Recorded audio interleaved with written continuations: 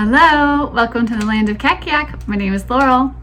Today I'm going to talk about an end of year checklist. I'm hiding out at my mom's house today because Jesse's doing construction at our house.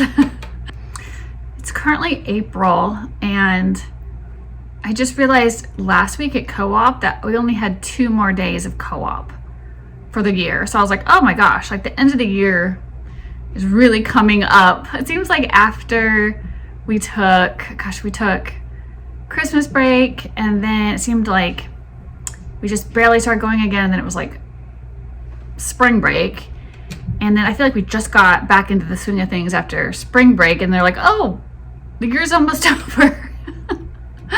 So it's flying by. I know it's gonna be on me before I know it. So I was like, I better start making my end of year checklist now, just so it's like ready to go and I can already start kind of mulling things over. And some of these I already have done. So if you want to go through this with me, grab a piece of paper and a pencil and jot down anything that would be helpful to you. So there's a lot of things in here that are already kind of in my planner that I've kind of been doing all year. So these will be easy. So like my attendance records. So I'll link my planner for you. It's printable, undated. I have a lot of pages for a lot of the things that I need to turn in at the end of the year. Like I like to put my end of year records. So attendance records. In my state, I'm required to either keep like a diary or lesson plans.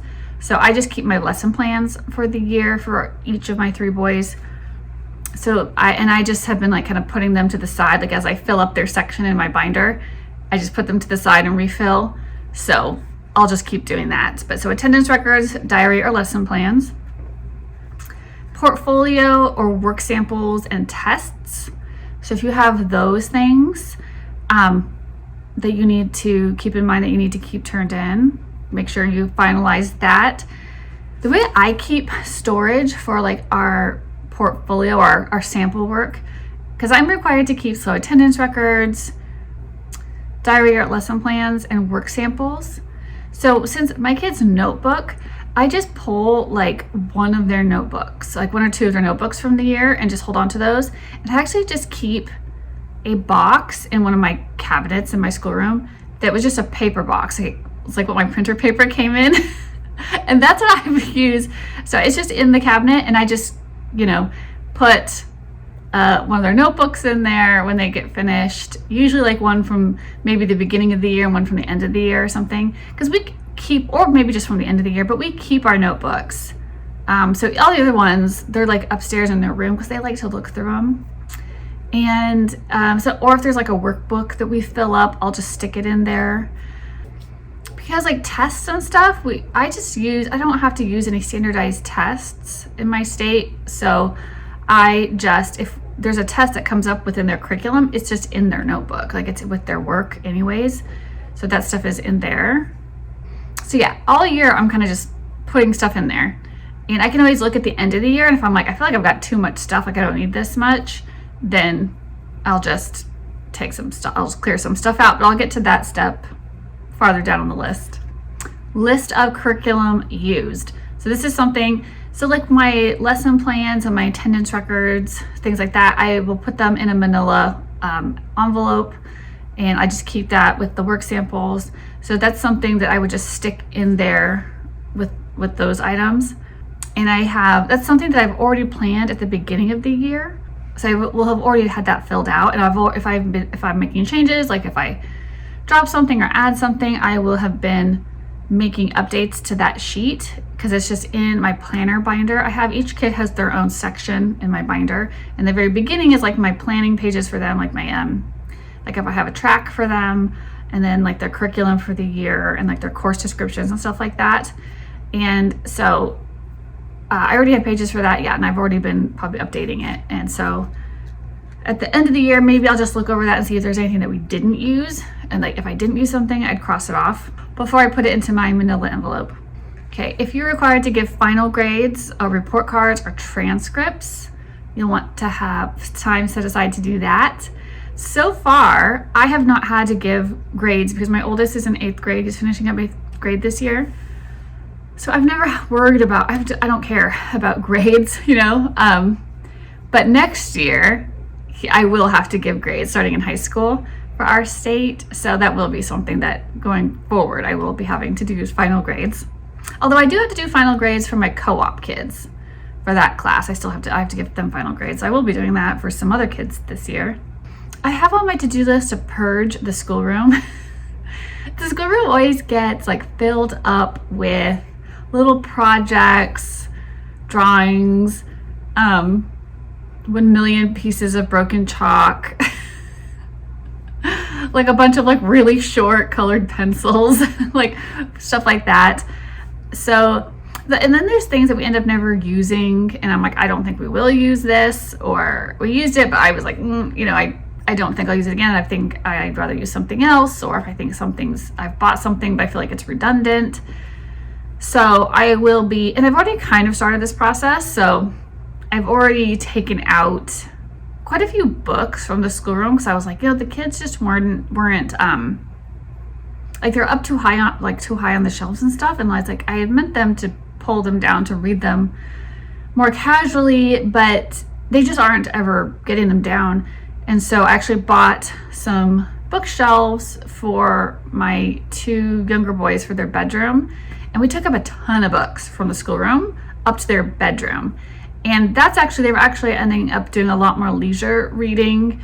After you've like done final grades, stored away your attendance records, your lesson plans, your curriculum that you use for the year, your work samples, you've purged the schoolroom of any extra clutter or things that you don't want to use again, things that were consumable like workbooks or worksheets, things that you don't need to keep as work samples. Like just get rid of all that stuff, extra projects, get rid of it.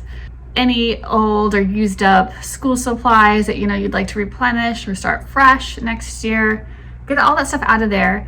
And then when things are like nice and clear in there, it's nice to sit down and reflect on the year and just make any notes about like what you learned, what did you notice about yourself, like what time of year did you guys get sick? It seems like January and February are always hellacious months for us. So I always make a note to myself, like every year, I'm like, yeah, we got really sick for like 2 months straight. I'm not going to plan trips those months, or I'm not going to add anything to my list in those months, right? Like if anything, those months I'm going to like take as much off my plate as I can. If you notice anything, especially that your child struggled with, anything that you want to add on, like we need a little more help here, or they really got that down, I can dial some stuff back, I can simplify here. This was too frustrating for them, or I didn't have the energy for this curriculum. I remember one year I did Right Start Math, and as much as I think it's a really neat curriculum, it was more energy than I had to give just for one subject. So I was like, I have to switch curriculums, right? So just be like, have some time to really sit down and think about just be really honest. Because as much as it's about the kids, it's also about you and what you can do and how all this stuff affects your life too. Some other things to reflect on are extracurriculars. Like, do you want to add in extracurriculars or take away some extracurriculars next year? So you have to kind of do a cost benefit analysis on that kind of stuff. Are you going to join a co-op? Have you registered for a co-op? Put that on your list if that's something you want to do. Did the co-op work for you? Are they really offering the types of classes that are actually helpful to you, or do they stress you guys out? Then there's actually planning for next year. And I would also put, if you do stuff over the summer, plan your summer and I would kind of do it at the same time, because it's all just kind of one long thing, because summer is just going to roll. It's not like they're two separate necessarily, right? They've got to transition into each other. So we usually lighten up our load because we school year round. We lighten things up a little in the summer because I want to be able to spend more time out at the lake or things like that. But I don't stop altogether. So it's really just a continuation of what we're doing, or like the starting of the next thing. So you may start thinking about that. Give yourself some lists of the things that you'd like to do over the summer. Maybe you don't have to do every single subject. Like we're not going to be doing like science or history over the summer, right? But we're still going to read a little, write a little, do a little math, right? So if you have a plan for next year, is there any curriculum you need to order? So that's another item on the to-do list, is order any curriculum that you still need, or at least be thinking about it and saving for it. So if you're budgeting, if you're like, okay, I got to order this stuff by August, but I don't have a budget for it yet, then do the math, divide how many months you have to save and save up, and then put that order in July or August or whatever your drop dead date is for ordering. If you live in a state that requires anything to be sent into them, any reporting at the end of the year, make sure that that's on your to-do list to do. I don't have to do that, so I never think about it, but I know that some states do.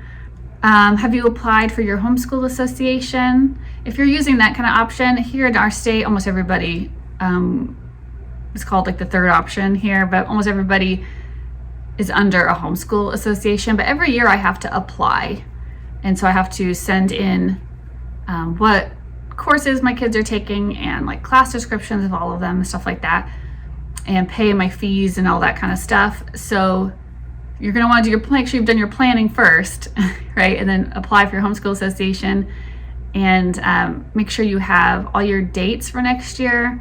Start putting them on your calendar. Like, I have like a mid-year check-in I have to do, like an end-of-year check-in that I have to report to them certain stuff. So make sure you're on top of that, because my homeschool association fines me late fees if I miss that stuff. And then, is there anything this summer? I know a lot of moms do pre-reading. So if you know your child, if you have a set reading list that you're going to start next year, I know a lot of moms like to read those over the summer. I personally have never done that. I just let my kids just read, because I have picked book lists that I trust, and I didn't want to have to pre-read everything. But like the things that I'm reading over the summer, like I probably will read these Christian classics, partly because I just wanted to read them, but also like I'm not totally sure if and how I'm going to use this curriculum. So I need to like read through it and like wrap my head around it to see if it's jiving with what I see my child doing on his high school track. If you are there might be other areas of interest for you that you're wanting to look into, like homeschool philosophies or certain subjects that maybe your child is struggling with. So maybe you want to take this time over the summer to do some extra research on certain things. So yeah, if you already know that there's like some books you want to read or some things you need to check out, like make yourself a little to-do list to kind of plan out what your goals are for summer for your own education. Okay, let's recap those really fast, okay?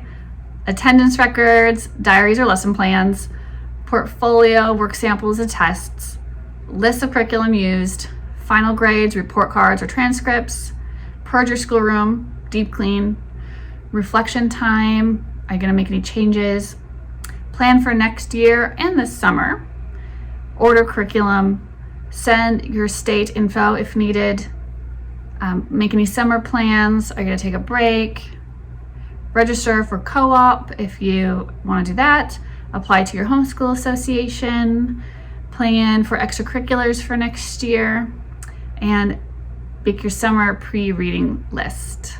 Okay, I hope that was helpful. Happy homeschooling.